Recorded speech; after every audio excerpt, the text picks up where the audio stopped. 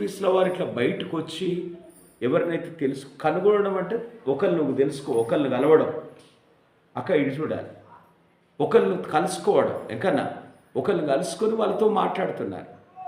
ఇక్కడ యేసుక్రీస్తుల వారు ఆంద్రేయను, పేతురును, తర్వాత యోహానును ఇట్లా ఒక్కొక్కరిని ఆయన రాజ్య విస్తరణ కోసం ఏర్పాటు చేసుకుంటున్నాడు. తర్వాత ఫిలిప్పు దగ్గరికి వెళ్ళాడు. ఫిలిప్పును చూసి అక్కడ మాట్లాడుతున్న మాట ఏది 42వ వచనం, ఆయన మరణానికి గలిలయకు వెళ్ళుకొని ఫిలిప్పును కనుగొని నన్ను వెంబడించమని చెప్పాను. ఈ ఫిలిప్పు బెత్సైదా వాడు అని క్లియర్గా తర్వాత ఏమున్నదంటే ఏ ఊరు, ఆంద్రేయ పేతురు అన్నవారు కాపుర పట్టణస్థుడు. వీళ్ళంతా ఒకే ఊరికి చెందిన వాళ్ళు. వీళ్ళంతా అందరు విందాం. అట ఒక్కూరోళ్ళే వీళ్ళంతా. ఒకళ్ళ తర్వాత ఒకరు ప్రభువుని వెంబడిస్తున్నారు.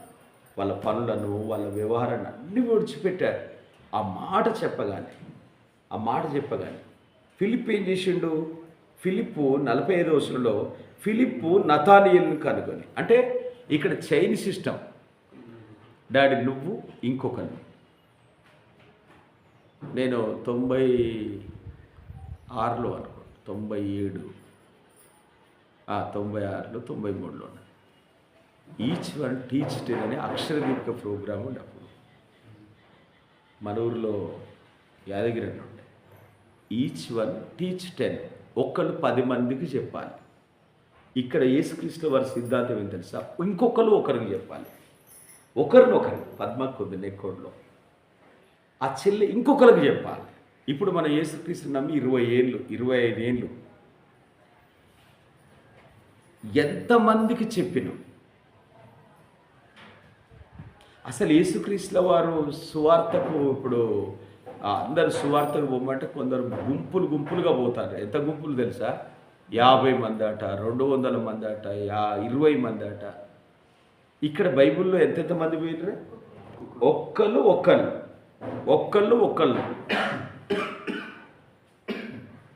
ఇప్పుడు మనం ఇప్పుడు చెప్పకపోవడానికి కారణం ఏంటంటే మనకు పరిశుద్ధాత్మ అనుగ్రహం కాలే. ఇంకా పరిశుద్ధాత్మను మనం పొందుకుంటే ఆ మంట వేరే.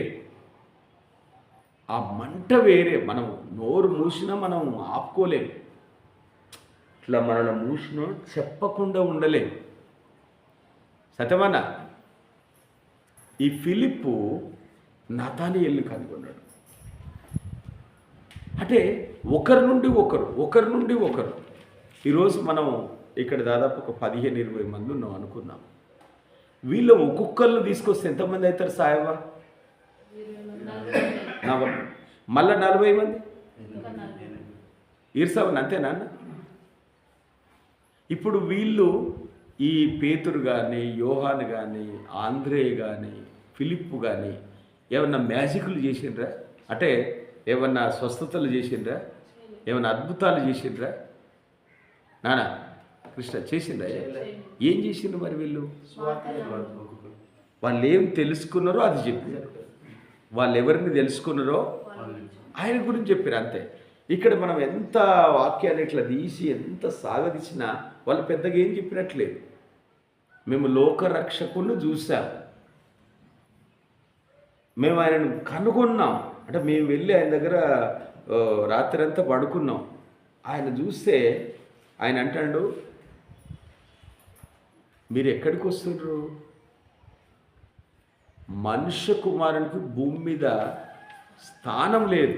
ఆకాశ పక్షులకు గూళ్ళు ఉన్నాయి, నక్కలకు బొరియలు ఉన్నాయి, కానీ మనుష్య కుమారునికి భూమి మీద స్థానం లేదు. వాళ్ళు చూసిన కంటాను. ఆ రాత్రి ఆయన ప్రభు ప్రార్థన చేస్తుంటే ఏం చూసినా మనకి రాయవల్లే మేము ప్రభువును చూసామంటున్నారు. మేము దేవుణ్ణి తెలుసుకున్నాం. ఈరోజున మనం ఇక్కడ ఇదే విషయం కొంచెం కంటిన్యూషన్ వెళ్దాం, ముగిద్దాం. అపోస్తల కార్యములు 6వ అధ్యాయం 7వ అధ్యాయం, అపోస్తల కార్యములు 8వ అధ్యాయంలోకి వెళ్దాం. అపోస్తల కార్యం 8వ అధ్యాయంలో ఇదే ఫిలిప్పు మనకి ఇక్కడ కనపడతాడు. 26వ వచనంలో, 29వ వచనం. అప్పుడు ఆత్మ ఫిలిప్పుతో నీవు రథము దగ్గరికి పోయి దాన్ని కనుగొనమని చెప్పాను. ఫిలిప్పు దగ్గరకు పరిగెత్తుకొని పోయి ఫిలిప్పు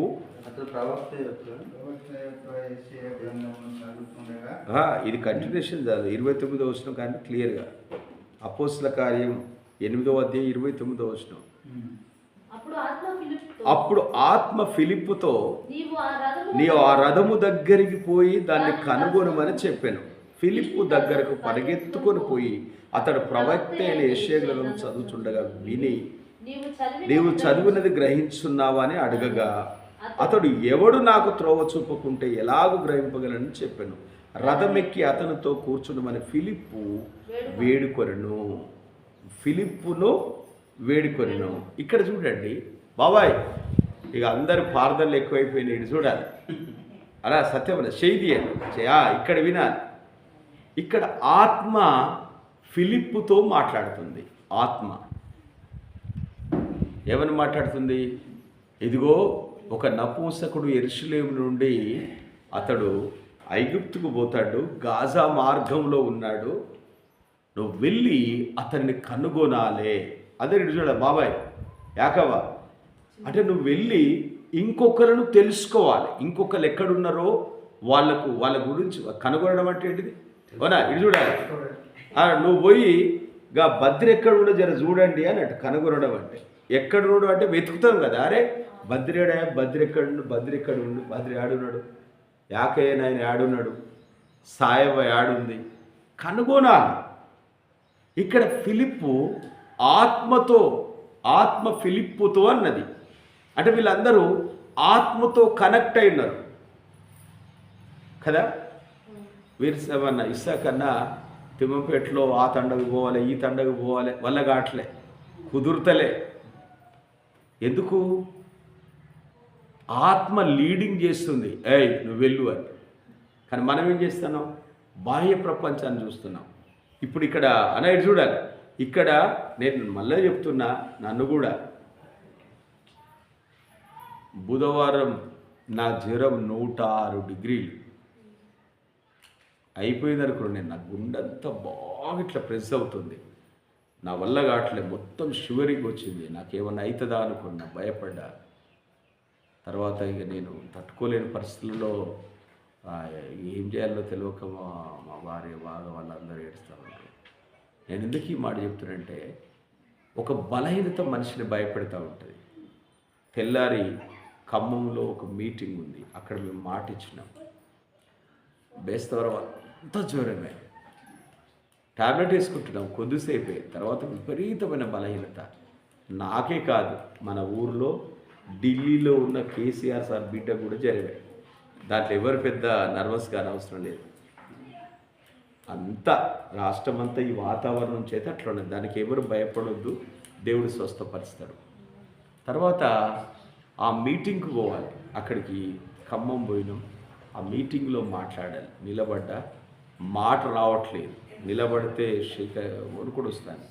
ఎట్లో ఒకట్లా నిలబడి 1 గంట సేపు వాక్యం చెప్పి ఆ నుండి వచ్చినాం. నేను ఎందుకు ఈ మాట మీతో చెప్తున్నంటే, ఈ ఆత్మ మనల్ని ఒత్తిడి చేయాలి. ఈ ఆత్మ మనల్ని ప్రేరేపించాలి. అదా ఇక్కడ ఫిలిప్పు ఆత్మ చెప్పే మాట వింటాడు. ఇప్పుడు ఆత్మ ఏమంటుంది? రోజు డాడీ ఆత్మ ఏమంటుంది? ఇంకొకరికి చెప్పు అంటారు. ఇప్పుడు మీరు ఇంకొకరికి చెప్పకపోవడానికి కారణం, చెప్పమంటే మీరు వీళ్ళంతా చెప్తారు. మా కోడలు ఇట్లాడిది, మా బిడ్డ ఇట్లాడిది, మా అత్త ఇట్లాడిది, పక్కింటి వాళ్ళు అట్లా, వాళ్ళు ఇట్లా. ఇది దేవుని ఆత్మ కాదు. దేవుని ఆత్మ ఇంకొకరిని ఏ రకంగానైనా ప్రభు దగ్గరికి తీసుకురావాలి. దేవుని ఆత్మ. మీరు ఇప్పుడు చెప్పండి. ఇప్పుడు మనం ఉన్నాం, ఇక్కడికి వచ్చిన మనం ఇక్కడ భూమి మీద కావలసినవన్నీ దేవుడు ఎప్పుడో మనకి ఇచ్చాడు. ఇక్కడ మనకు తెలవాల్సింది ఏంటంటే లాకు తెలవాలి. ఓ బాబాయ్, ఇక్కడ మనకు తెలవాల్సింది, మీకు తెలవాల్సింది, మీ 4-5 తెలవాల్సింది లాకు తెలవాలి. ఇస్సాకన్నా లోపల సెల్లులో ఉన్నది తెలవాలంటే సీక్రెట్ లాక్ ఉంటుంది, మనం వేసుకునే లాకు. ఇది మనకు తెలవాలి. ఈ చర్చిలో వాళ్ళకి ఏం తెలవాలంటే అన్ని ఇంట్లున్నాయి, ఆ ఇంట్లకు పోయి నెమ్మదిగా కావలసినవన్నీ పొందుకునే తాళం తెలవాలి మనం. యేసుక్రీస్తుల వారు తాళం గురించి చెప్పాడు, ఎప్పుడో చెప్పాడు. ఏమని తెలుసా? మిమ్మల్ని ఎవరైతే బాధ పెడుతున్నారో, ఎవరైతే మిమ్మల్ని దుఃఖ పెడుతున్నారో, ఎవరైతే మిమ్మల్ని కష్టపెడుతున్నారో, మీరు ప్రార్థన చేసినప్పుడల్లా వాళ్ళ కోసం చేతులు ఎత్తి ప్రార్థన చేసి వాళ్ళు దీవించండి అన్నాడు. లూకాస్ వార్తలో అంటాడు అన్నమాట. చదువుద్దామా? ఇసాక్ పాస్టర్ గారు చెప్పండి. ఏమో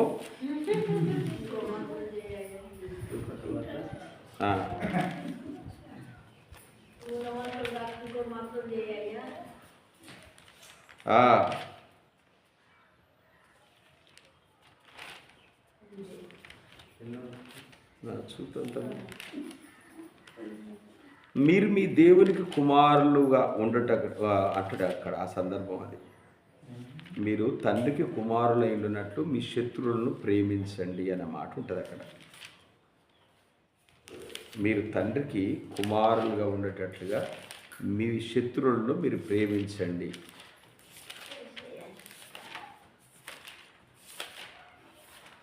ఎప్పుడో చూసినాం అన్నమాట. చదువుతారా నాన్న? దొరికినారా? సరే, మత్తయి సువార్త 5వ అధ్యాయం. మత్తయి సువార్త 5వ అధ్యాయం 44వ వచనం అన్న. డాడీ మీరు కూడా చూడాలి బైబిల్. పాపం సంచి అన్న ఉన్నది, మీ సంచి. మీరు పరలోకమందున్న మీ తండ్రికి ఎవరికట డాడీ?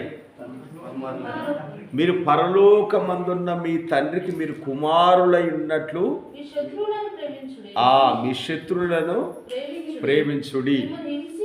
మిమ్మల్ని హింసించి మిమ్మల్ని హింసించు వారి కొరకు చేతనమా? చేతన ఓ ఇస్సాకన్న ఏమని చేస్తాను? వాళ్ళని ఎత్తుకపోవాలి, కట్టకు పెట్టాలి, వాళ్ళని కొయ్యాలి. రాత్రి ఒకళ్ళు అంటారు, అన్నా నేనైతే కాలిరిగాలు ప్రార్థన చేసిరంట, చెయ్యిరిగింది అన్నాడు. ఇక్కడ బైబిల్లో ఏమని ఉంది?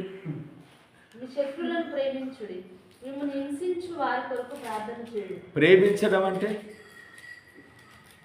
ఓనా? ప్రేమించడం అంటే ఏంటి? ఒక తల్లి ఒక బిడ్డను ప్రేమిస్తుంది అంటే అర్థం ఏంటి తెలుసా? తన ప్రాణం బాగలేకపోయినా, తనకు చేత కాకపోయినా, ఆ బిడ్డ ఏడుపిట్టి తట్టుకోలేక ఆ బిడ్డ కోసం పాలు పెట్టడమా, ప్రయాసపడమా, తనను బ్రతికించాలని. ఈరోజు నీ శత్రువు ఇబ్బందుల్లో ఉంటే, కష్టంలో ఉంటే, సమస్యల్లో ఉంటే మరేమంటావు? ఖచ్చితంగా దేవుడు చూస్తాడంటావు కదా. మరి నిన్ను నన్ను బద్రి అనా? అరే వారికి ఇప్పుడు మనల్ని బాధ పెడుతూ కాలికి ఎవరైనా తలిగిందనుకో, ఇంకానా ఏమంటావు? ఫస్ట్ తమ్ముడు అస్సలు యేసుప్రభు గొప్ప అంటావు. మరి ఇప్పుడు మనకున్నాయి, ఇప్పుడు మనం పడే ఇబ్బందులు ఇస్తాకన్నా మనం ఏగే దావకాళ్ళు తిరుగుతున్నామో మనం. మరి వాళ్ళు ఏమనుకోవాలి? దేవుడు చూస్తాడు అనుకోవాలి. కానీ ఇది కరెక్టా? ఇక్కడ బైబిల్లో ఏమన్నాడంటే, నువ్వు దేవుని కుమారుడుగా ఉండేటట్టుగా నువ్వేం చేయాలంటే నిన్ను హింస పెట్టే వారి కోసం ప్రార్థన చేయాలి. హింస ఎక్కడ ఎవడు పెడతాడు బద్రి? ఒక్క మాట అంటేనే 6 నెలలు ఎవరిని ఎట్లా ఎక్కడ దొక్కాలో అక్కడ దొక్కుతాను ట్రై చేస్తాను. ఒక్కటే మాట హింస ఆడిది. బైబిల్లో యేసుక్రీస్తుల వారిని ఆ కల్వరి శిలువలో ఏలాడగట్టినప్పుడు మొట్టమొదట రోములో ఆ రోమా చక్రవర్తులు వాళ్ళు చేసేది ఏంటంటే అది భయంకరమైన శిక్ష, శిలువ శిక్ష. సిలువకి ఎవరిని వేసిన ఫస్ట్ సిలువకి వేసే ముందు వాడిని వేసిన తర్వాత ఫస్ట్ పోయి నాలుక కోసేస్తారట. ఎందుకు? సిలువ వేసినప్పుడు వాడు భయంకరమైన బూతులు తిరుగుతూ ఉంటాడట. ఎందుకంటే లాస్ట్ వాడు సిలువకి ఎత్తారు, కొన్ని గంటల తర్వాత చూస్తారు, తర్వాత కాలు నరికెత్తారు, దింపుతారు, చంపేస్తారు. అంతే. ఆ రోజంతా వాడిని అక్కడ పెడితే వాడు ఆ పడే వేదనకు తట్టుకోలేక తిట్టి, ఇప్పుడు బాధ పెడితేప్పుడు వాడేమన్నా అన్నా దండం పెడితే అంటాడు, అప్పటికే వచ్చే రోజులు సొక్క కొట్టుడు కొడతారు వాడిని. ఫస్ట్ సిలువకి వేసినాక ఫస్ట్ చేసే శిక్ష ఏంటంటే ఫస్ట్ నాలుగు కోసేస్తారట. కానీ యేసుక్రీస్తుల వారు ఆ హింసలో ఆయన అక్కడ ఉండి మాట్లాడుతున్న మాట, తండ్రి వీరేం చేస్తున్నారో వీరికి తెలియదు అని అన్నట. ఒరేయ్ ఇదేంద్ర కొత్తగా భయంకరను బూతులు తిడతాడు అనుకుంటే 3-4 రోజుల నుండి మౌనంగా ఉండడంతో పాటు ఈ లాస్ట్ క్షణంలో ఏదో ప్రార్థన చేస్తాడు ఏంటిది అని వాళ్ళందరూ కూడా ఆయన మాటలు శ్రద్ధగా విన్నారట. ప్రియమైన వార్లారా, వాళ్ళు శ్రద్ధగా విన్నారు. ఎలోయి ఎలోయి లామా సబక్తని అంటే వాళ్ళు అంటారు, అరే ఏదో ఏలియని పిలుస్తాంటారా, వస్తాడు కావచ్చు అని చెప్పి అందరూ అలర్ట్ అయ్యి ప్రతి మాటను వాళ్ళు రెస్పాండ్ అయ్యారు. దాహం అవుతుందంటే వెంటనే చేతి చిరుకను మూసి ఇచ్చారు. నేను ఎందుకు ఈ మాట చెప్తున్నంటే, నువ్వేం మాట్లాడుతున్నా ఓ మీరు నిద్రపోతారా, మీరు చెప్తే మేము వింటాం కానీ మేము చెప్తే మీరు వినరా అలా అంతే ఉంటుందంటారు. చేదు చిరక వాళ్ళు ఏం మాట్లాడినా రెస్పాండ్ అయింది. అక్కడ యేసుక్రీస్తు వారు మాట్లాడిన మాట, తండ్రి వీరికి తెలియదు వీరిని క్షమించు. అదే మాట స్టెఫెన్ కూడా అదే మాట అంటాడు. స్టెఫెన్ రాళ్లతో కొడుతున్నప్పుడు కూడా, తండ్రి ఈ పాపం వీరి మీద మోపకు, వీళ్ళని క్షమించు అంటాడు. ఈరోజు ఆదివారం చర్చకొచ్చే మనం దేవుని కుమారులుగా ఉండటానికి, ఒకవేళ నువ్వు దేవుని కుమారుడు అయితే ఇవన్నీ మనయే. మనం దేవుని కుమారులు ఎప్పుడైతే తెలుసా, ఈ భక్తిని సాధన చేసి ఈ భక్తిలో పరిపూర్ణతలోకి వచ్చినప్పుడు మనల్ని బాధపడుతున్న మనం ప్రార్థన చేస్తాం. ఈ సగం భక్తి ఇప్పుడు ఇంట్లో సాధన చేయాలి. సాధన అంటే 4 గంటలకు 5 గంటలకు లేచినప్పుడు మోకరించి ప్రార్థన చేస్తూ ఉండాలి. అర్ధగంట 30 గంట చేస్తే రాత్రి జ్వరంతో ఉన్నాం అయినా 3:30కు ప్రతిరోజు చేసినట్టుగా లేచి ప్రార్థనలో ఒక గంట 30 గంట సేపట్ల అనుదినం చేసే ప్రార్థన బాగలేకపోయినా చేతగాకపోయినా మెలకు వచ్చింది కాబట్టి మంచం మీద పండుకొని బొరడం ఇష్టం లేక కూర్చొని ప్రార్థన చేయడం. ఈ రోజున ఈ సాధన మనం చేయాలి. అదే మాట ఒక మాట చూసి కళ్ళు మూసుకొని ప్రార్థన చేద్దాం. మొదటి తిమోతి పత్రిక అనుకుంటాం 6వ అధ్యాయం 4వ అధ్యాయం 6వ వచనం. మరి ఎక్కడ ఇప్పుడు వస్తాను సిగ్నల్ అదే చదవండి అన్న, చదువునా 4:6 ఈ సంగతులను సహోదరులకు వివరించిన ఎడల నీవు అనుసరించి మొదటి తిమోతి పత్రిక నాన్న 7వ వచనం. అదే కిందికి 7వ వచనం అయిపోయిందిగా.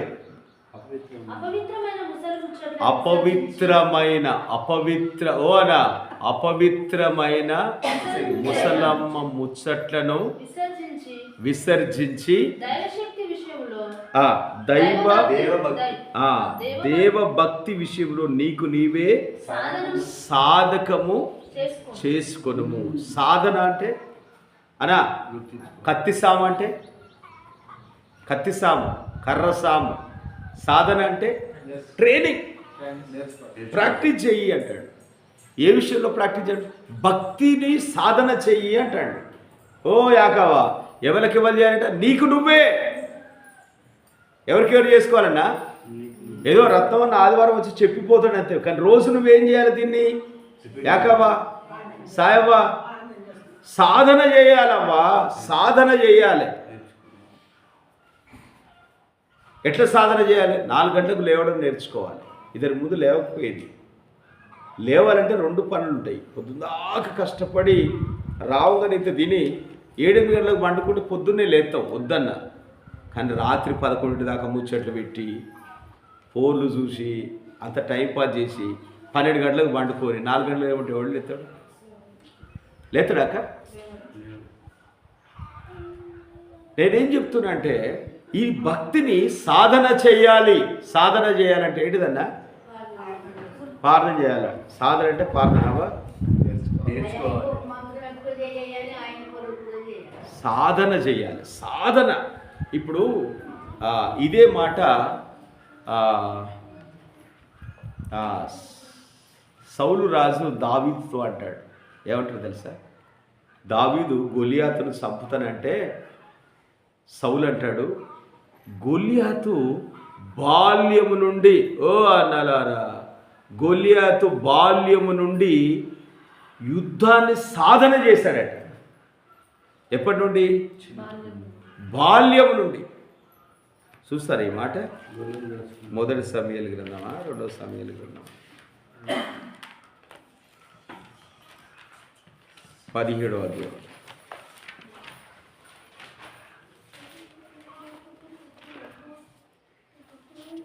వాడు గొలియాతు గురించి చెప్తా ఉంటాడు. వాడు చిన్నప్పటి నుండే యుద్ధంలో సాధన చేసిండు అంటాడు. మొదటి సమయాలు గ్రంథం.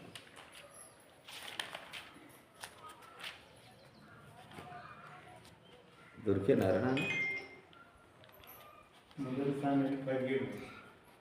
ఆ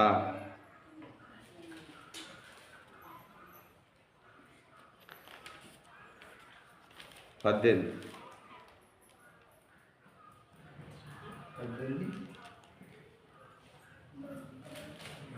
17వ అధ్యాయం.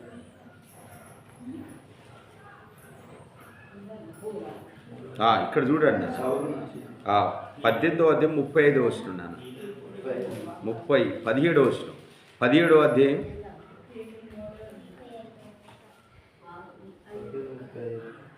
నేను దానిని 35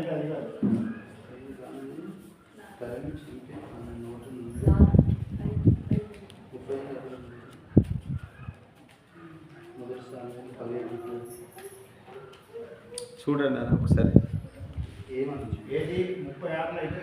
మొదటి సమయాలు గ్రంథం 17వ అధ్యాయం. ఇక్కడ చూడండి 33వ వస్తున్నాను. అదే ఇంటికాడ ఉండి అప్పుడప్పుడు బైబిల్ చదివితే అది ఎక్కడ ఉందో తెలుస్తుంది. చదువునా 33వ వచనం చదువునా. సౌలు ఈ ఫిలిప్పీని ఎదుర్కొని వారితో పోట్లాడుటకు నీకు బలము చాలదు. నీవు బాలుడవు. వాడు బాల్యం నుండి యుద్ధాభ్యాసం చేసిన వాడిని దావీదు అన్న. యుద్ధాన్ని వాడు అభ్యాసం చేసిండట, ప్రాక్టీస్ చేసిండట. ఎవరు? ఒక గొలియాతు. ఆ గొలియాతును జయించాలంటే దావీదుతో అంటున్నాడు, దావీదు నీకు బలం చాలదే, నువ్వు చిన్నపిల్లగానివి, నీకు 13 ఏళ్ళే 12 ఏళ్ళే, నీకు బలము శక్తి చాలదు బిడ్డ. వాడు బాల్యము నుండే, ఎక్కడి నుండి? వాడు చిన్నప్పటి నుండే ఏం ప్రాక్టీస్ చేసినట్ట? వాడు యుద్ధాన్ని అభ్యసించిండట. ఈరోజు మనవలను పౌలు తిమోతితో ఏమంటాడు? తిమోతి, నీవు సాధన చేయాలి భక్తిని సాధన చేయడం అంటే, ఇప్పుడు యోగా చేస్తాడు, ఏం చేస్తాడు బదిలీ చెప్పవా? ఎట్లా సాధన ఎట్లా చేస్తాడు డాడీ? ఎట్లా చేస్తారు? ఒక కుస్తీ నేర్చుకుంటూ ఎట్లా చేస్తారా మమ్మీ? పరేడ్ నేర్చుకుంటూ స్కౌట్లో పోతోళ్ళు మార్నింగ్ పరేడ్కి వెళ్ళేటప్పుడు పోలీసు వాళ్ళు ఎట్లా చేస్తారు? ప్రాక్టీస్. అంతే కదా? ఓ సత్యమన్న, ఇప్పుడు మనం దేవుల్లో ఉన్న మనం ఏం చేయాలి? అది చేయాలి, రోజు చేయాలి. రోజు వచ్చిన పాటలు ఒక పాట పాడరాదా అని ఇద్దరు కలిసి ఒక పాట మొదలు పెట్టాలి. ఏదో ఒకటి మొదలు పెట్టాలి. కొద్దిసేపు నువ్వు కాసేపు చేయి ప్రార్థన, నేను కాసేపు, ఒకరినొకరు పురిగొల్పుకోవాలి. నీకు అసలే ప్రార్థన వస్తే దూసుకో, ఇట్లా కాదు. ఒకరినొకరు పురిగొల్పుకోవాలి, ఒకరినొకరు ప్రేరేపించుకోవాలి. నువ్వు కాసేపు చేయి, నేను కాసేపు చేస్తా. ఏంటిది ఇది? సాధన. దేనికి? అపవాదిని జయించడానికి. చెప్పండి కూడా దేవునికి. ఎవరిని గెలవడానికి? అపవాదిని గెలవడానికి. ఇసాక్ పాస్టర్ గారు, దేవుని నమ్మిన బిడ్డల కుటుంబాల్లో ఏం నాదాలు వినపడాలి? సునాదం అంటే పాటలు. ఏడ పాడుతాను? ఇప్పుడు వినండి, వాక్యం ఇట్లుంది. ఒక 10 ఏళ్ల క్రితం వాక్యం చెప్తే టీవీలు చూడొద్దు అని చెప్పేది మేము. ఇప్పుడు టీవీల పని అయిపోయింది. ఇప్పుడు ఫోన్లు చూడొద్దు అని వచ్చింది. అప్పుడు అయితే ఇక్కడ వాక్యం రాయబడింది, తిమోతి నీకు నీవే సాధన చేయాలి. ఫిలిప్పు ఆత్మ సాధనలో ఉన్నాడు. ఆత్మ ఏది చెప్తే అది చేస్తాడు. ఆత్మ ఏమంటుంది ఫిలిప్పుతో? ఓయిసాకన్న, ఆత్మ ఏమంటుంది ఫిలిప్పుతో? ఎట్లుండి ఎడిపోతుంది రథం? అడ్రస్ లేదు, బోర్డు లేదట. యెరూషలేములో నుండి గాజాకు వెళుతున్నాడు. సారీ, యెరూషలేము నుండి ఐగుప్తుకి వెళ్తాడు. అతడు గాజా మార్గంలో ఉన్నాడు. అర్థమైందా? నువ్వు అతన్ని కనుగొనాలంటే ఇప్పుడు ఇక్కడున్న మనం ఈ ఊర్లో ఎవ్వరు లేరారా మనసులాంటి వాళ్ళు? ఎంతమందిని ఎంతమంది కనుగొనడం అంటే వాళ్ళ దగ్గరికి పోయి మాట్లాడడం అంటే ముసలమ్మ ముచ్చట్లు మాట్లాడతాం. ముసలమ్మ ముచ్చట్లు అంటే గియ్యే చేతగాని ముచ్చట్లు అని. ముసలమ్మ ముచ్చట్లు అని ఎందుకంటారంటే ముసలోళ్ళు ఇట్లా మాట్లాడతారు. ఏంది, నేను అప్పుడు నా వయసులో తగనే ఇట్లా 2 బిందెలు ఇట్లా ఇప్పుడు లేపుతావు అని చెంబట్టే అప్పటి ముచ్చట చెప్తారు. నువ్వు అప్పుడు లేపినావో లేపలేదో, అంతేనా? ఇప్పుడు ఇక్కడ పౌలు గారు తిమోతిని అంటే అవి విసర్జించు బాయి. సత్యమన్నా? విసర్జించడం అంటే మూత్ర విసర్జన అంటాం. విసర్జన అంటే ఇక దాన్ని మళ్ళీ చూడడం, అలాంటివి విడిచిపెట్టాలంటే మనం. పనికిరాని ముచ్చట్లన్నీ ఎక్కడ కూర్చుంటే లేని ముచ్చట్లన్నీ మొదలెత్తారు. అయింది కాంది. ఓవా నేనైతే చెప్తాను, మళ్ళీ మాట్లాడదు అట్లాంటి అని బైబిల్ అంటాను. మీరేమంటారు? ఆ బైబిల్ ముత్తి అయిపోయా, దేవుడు ఎందుకు మాట్లాడుతున్నాయి అని. మాట్లాడొద్దావా, అది పాపం అని బైబిల్ అంటుంది. మనం దేవుని నమ్మిన బిడ్డలం దేవుని ముచ్చట్లే మాట్లాడాలి. దేవుని వాక్యం గురించి ఈరోజు విన్న మాటలు ఇంకొకరికి చెప్పాలి. సత్యమన్నా, ఇంకొకరికి ఈ మాటలు చెప్పాలి. మనం దీన్ని సాధన చేయాలి. ఉదాహరణ చెప్తున్నాను, ఇప్పుడు ఒకరికి పోయి ప్రభు గురించి చెప్పినామనుకో, ఇంకొకరు కూడా చెప్పడానికి ట్రై చేస్తాం. ఎందుకంటే మన ఆత్మ లీడ్ చేస్తూ ఉంటుంది. వింటారా? ఇసాకన్నా ఇయ్యాల్సింది మొదలు పెడదాం. ఎంతమందికి వెళ్తాము? ఏంటిది అనే కాడికి వచ్చింది. అర్థమైందా చెల్లె? మీరు ఇంకొకళ్ళు తెలుసుకొని వాళ్ళ ప్రభు గురించి చెప్పండి. మీ కష్టాలు, మీ బాధలు, మీ శాపం, మీ నెమ్మది లేని జీవితం అది ఎట్లా మీ నుండి విడుదలైందో దాన్ని చెప్పాలి. అంటే విడుదల కాలేదంటే ఇంకా ఈ సీక్రెట్ మనకు తెలవలే, ఈ తాళం మనకు తెలవలే. ఏంటిది తాళం? మన బాధ పెట్టే వారి కోసం మనం ప్రార్థన చేయాలి. ఎందుకు? మనం దేవునికి కుమారులుగా ఉండాలంటే మనం ఆ విధంగా చేయాలి. ఫిలిప్పు యేసుక్రీస్తు వారు ఒక్కరిని, ఆయన ద్వారా అనేక మందిని, ఒక్కల ద్వారా మొదలైన పరిచర్య ఈరోజు ప్రపంచంలో కొన్ని కోట్ల మంది క్రైస్తవులు కావడానికి అదే పరిచర్య సాకారమైంది, అదే పరిచర్య నడిచింది. ఈరోజు మన సంఘంలో ఆ పరిచర్య లేదు. ఏదంటే నువ్వు ఒక్కరివే చేసుకున్నాం, మాకేం తెలుసు, మేమైతే వస్తున్నాం పోతున్నాం. దీనివల్ల నాకు కొద్దిగా లాభం వస్తుంది. ఏంటిది? నాకు కొంచెం లాభం వస్తుంది, కానీ దీనివల్ల దేవునికి లాభం లేదు. మనం రావడం పోవడం వల్ల దేవునికి పెద్ద ఫైదా లేదు. స్కూలుకు పిల్లగాడు పోతాడు వస్తాడు, 10 ఏళ్ళు అయింది, అఆలు రావు, ఏబిసిలు రావు. ఇసాక్ పాస్టర్ అయ్యా నేను ఇటు తిప్పుతా, ఇప్పుడు కెమెరాడు తిప్పుతా. ఇప్పుడు 10 ఏళ్ళు అయింది బడికి పోతే, చదువు రాలేదనుకో వచ్చినట్టు రానట్టు చెల్లె. మరి ఇప్పుడు మీరెంతమందిని ప్రభు గురించి చెప్పినంటే మేము చెప్తారో కానీ ఎవరు ఇంట్లేరు అంటే, ఇప్పుడు ఏమైనా పరికరాన్ని ముచ్చట చెప్తే బొచ్చడి మంది తింటారు కదా చెవులు ఇట్లా పెట్టి, ముసలమ్మ ముచ్చట్లు. అంటే నువ్వు చెప్పాలని నీ మనసులో లేదు అసలు విషయం. నువ్వు దేవుణ్ణి ఎక్కువగా ప్రేమించినట్లయితే, నా యేసే గురించి ఒక వ్యభిచారి, ఆ సమరయ స్త్రీ ఊరిలోకి వెళ్ళింది. ఆమె రోజుకు కొంతమందితో తప్పు చేసి తన జీవనం చేసేది. అలాంటి ఒక వ్యభిచారి స్త్రీ వెళ్ళి ఊరిలోకి వెళ్ళి నిలబడి, ఎలారా నేను చేసినవన్నీ నాతో చెప్పిన ఈయన కాదా లోకరక్షకుడు? మనం ఎదురు చూస్తున్న మెస్సే ఈయన కాదా అనే సాక్ష్యం చెప్తుంది. అవంటుంది నేను చేసినవన్నీ నాతో చెప్పాడు. ఈరోజు ఆదివారం వాక్యం చెప్తున్నప్పుడు ఈ వాక్యం మనతో మాట్లాడుతూ ఉంటుంది. ఈ వాక్యములో మనం ఉదక స్నానం చేయబడతాం. బట్టలకు స్నానం చేయాలంటే ఎక్కడ చేపిస్తావన్నా?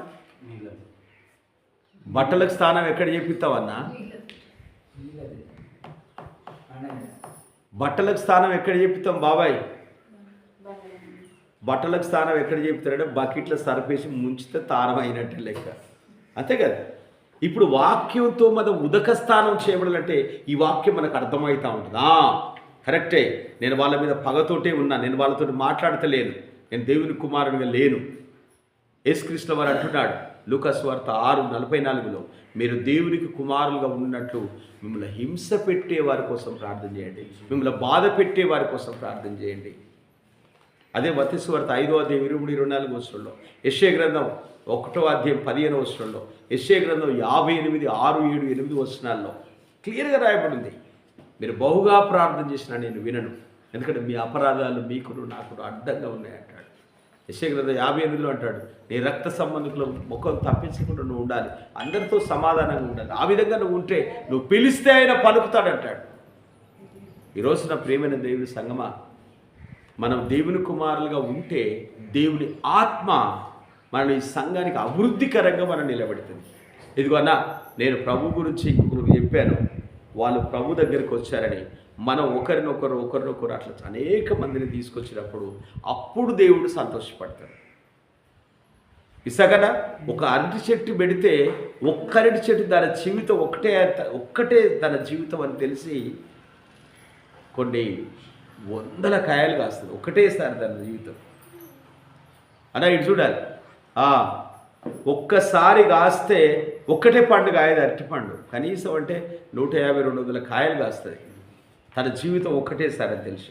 కానీ ప్రతి కాయలో కూడా కొన్ని వందల విత్తనాలను పెడుతుంది కదా అరటికాయ, కొన్ని వందల విత్తనాలను పెడుతుంది. తన జన్మ ఒక్కటే అని తెలుసు, ఒక్కసారి తర్వాత నేను చనిపోవాలని తెలుసు. ఈరోజు క్రైస్తవ జీవితం నీది నాది ఒకటే జీవితం, మళ్ళీ లేరు. కానీ మనం ఎంతమందిని ప్రభు కోసం సంపాదిస్తున్నాం?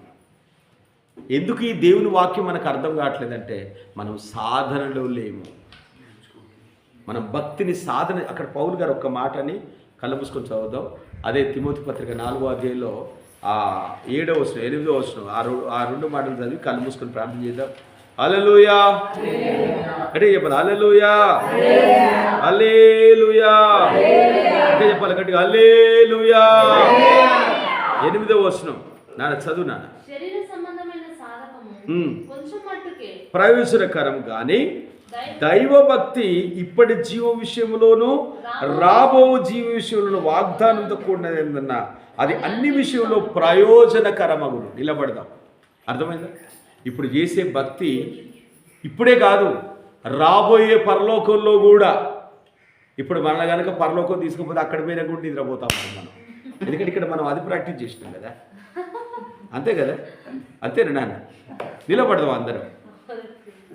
బైబిల్స్లో మనం పరలోకం పోయినా అక్కడ కూడా మన బతికిచ్చదే ఉంటుంది, ఎందుకంటే ఇక్కడ ప్రాక్టీస్ లేదు కదా.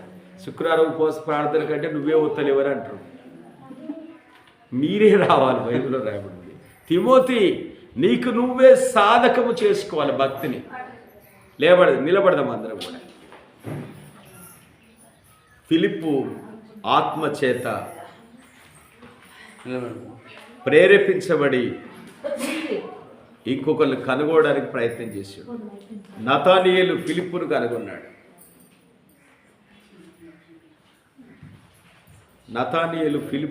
ఫిలిప్పు నతానియేలు కనుగొన్నాడు. నతానియేలుకు చెప్పాడు ఫిలిప్పు, ఇదిగో మేము మెస్సేయని కనుగొన్నాం, వచ్చి చూడు అన్నాడు. ఈరోజున మనం ఎంతమందిని కనుగొంటున్నాం, ఎంతమందికి ప్రభువును పరిచయం చేస్తున్నాం. నిలబడాలి మాట. ఇప్పుడు ముసలమ్మ ముచ్చట్లు ఎందుకు? ఇప్పుడు అందరం చేతులు ఎత్తుదాం. దైవమా, నేను నీ కుమారుడిగా కుమార్తెగా ఉండడానికి నన్ను నీ కుమారుడిగా కుమార్తెగా అంగీకరించండి. స్తోత్రం. అందరం ఏకీభవిద్దాం. దైవమా నీకు స్తోత్ర స్తోత్ర స్తోత్ర స్తోత్ర స్తోత్ర. చేతులు ఎత్తాలి. ప్రార్థన అనగానే చేతులు ఎత్తడం నేర్చుకోవాలి. చేతులు గుంజితే లాగితే మళ్ళీ ఒకసారి దింపాలి, తర్వాత వెంటనే మళ్ళీ చేతులు ఎత్తాలి. ఇది ప్రార్థన సిస్టమ్.